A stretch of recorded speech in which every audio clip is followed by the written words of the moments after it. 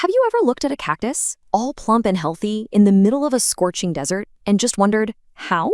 Well, it turns out they have this secret superpower, a pretty genius trick that involves, get this, holding their breath all day long. So yeah, let's dive into this amazing adaptation. But first, I've got a question for all you plant parents out there. Are you watering your cactus at the wrong time of day? I know, it sounds a little weird, right? But stick with me, because by the end of this, you're gonna see how the science behind their survival totally changes the game for plant care. Okay, so to really get how succulents pull this off, you first have to understand this brutal choice, this dilemma that every single plant in the desert has to face. And it's so extreme, some scientists literally call it a suicidal dilemma. Okay, so think about it. On one hand, a plant has to open up its tiny little pores, they're called stomata, to breathe in the carbon dioxide it needs for photosynthesis. Simple enough. But on the other hand, if you're in the desert, opening those pores during the blazing hot day means losing a catastrophic amount of water. We're talking lethal dehydration. So what do? Do you breathe and die of thirst? Or do you save water and basically starve to death? It's a terrible choice. So for the longest time, nobody could figure out the solution. It was a total mystery. And the first big clue? Well, it didn't come from some fancy high-tech lab. Nope. It came from a really simple and honestly, kind of weird observation. Yeah, you heard that right. People actually noticed that if you tasted the leaves of a lot of these succulent plants, they were distinctly sour in the morning. But then, by evening, that sour taste was just gone. This change in taste, of all things, was the huge hint that some kind of chemical reaction was happening overnight, something totally different from what other plants were doing. And it took a long, long time to piece this puzzle together. I mean, look at this. All the way back in 1804, a scientist noticed that cacti were taking in CO2 at night. At night? That was so against everything they knew that the finding was pretty much ignored for decades. It wasn't until the 1940s that researchers finally made the connection between that weird nighttime CO2 gulp and the buildup of malic acid. Yep, that's the stuff that was making the leaves taste sour. So after all that work, scientists finally put all the pieces together, and what they uncovered was this absolutely ingenious solution. It's like the plant runs a metabolic day shift and a night shift. The official name for it is Crassulacean Acid Metabolism. Yeah, it's a mouthful, so we just call it CAM. And here's the core idea.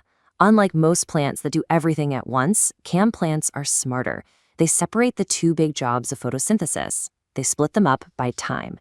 It's like they do their grocery shopping at night when it's safe, and then they do all the cooking during the day.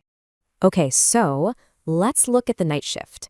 The desert cools down, the air gets a little more humid, and that's the signal for the succulent to go, okay, it's safe now. It opens up its pores and starts breathing in all the CO2 it needs, losing barely any water in the process. Then, it immediately converts that CO2 into malic acid, our old sour-tasting friend, and stores it, like banking it away in its cells until morning. And then, the sun comes up, day shift begins, the plant slams its pores shut, boom! It's literally holding its breath all day to stop any water from escaping. So now, it's totally sealed off from the hot, dry air, and that's when it starts to cash in on its savings. It breaks down all that malic acid it stored up, which releases the CO2 inside the leaf, and now it has everything it needs, sunlight pouring in, and a safe internal supply of CO2 to make its sugary food. It is an absolutely brilliant biochemical ballet. Okay, so this is all super cool science, right? But what does it actually mean for that little cactus you have sitting on your windowsill? Well, this is where we circle all the way back to that question I asked at the very beginning. Just look at these numbers. I mean, this is incredible. For every gram of carbon a normal plant gains, it loses about 450 grams of water. Ouch! Corn and sugarcane, they're a bit more efficient, but then you get to our CAM plants, the succulents, and they only lose 75 grams. That is just an insane level of efficiency, and it's all thanks to that clever nighttime breathing trick. They are the absolute masters of water conservation. So, this brings us to the big takeaway for all you plant owners. The absolute best time to water your succulent is at night or in the early evening. And why is that? Well, because that's when its pores are wide open. Its whole system is primed and ready to soak up water right alongside all that CO2 it's breathing in. If you water it during the day, it's basically in lockdown mode, all sealed up. It's just not going to be as effective. But you know, this whole thing isn't just a cool, fun fact about desert plants. The CAM strategy is so ridiculously effective that it might actually hold a key to solving some of our biggest global challenges. Now, I should say it's not a perfect system. There's a trade-off. All this incredible water efficiency, it comes at a cost. The whole process takes a ton of energy, which means these plants tend to grow much more slowly than other plants. It's that classic evolutionary bargain, right? You sacrifice growth speed for just unbelievable resilience. And here's where it gets really wild. Some plants can actually have it both ways. They're called facultative CAM plants. When things are good and there's plenty of water, they just grow like a normal plant. But the second a drought hits, they can literally flip a biological switch and turn on their CAM superpower to survive. I mean, how cool is that?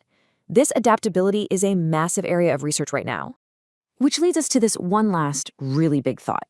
We live in a world with more and more droughts and water shortages, right? So, what if we could take what we've learned from these plants and bioengineer the amazing water-saving traits of CAM into our most important food crops, like wheat or rice?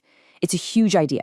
The humble cactus, just by showing us how to survive when the going gets tough, might actually be giving us a blueprint for how to feed a hotter, drier planet.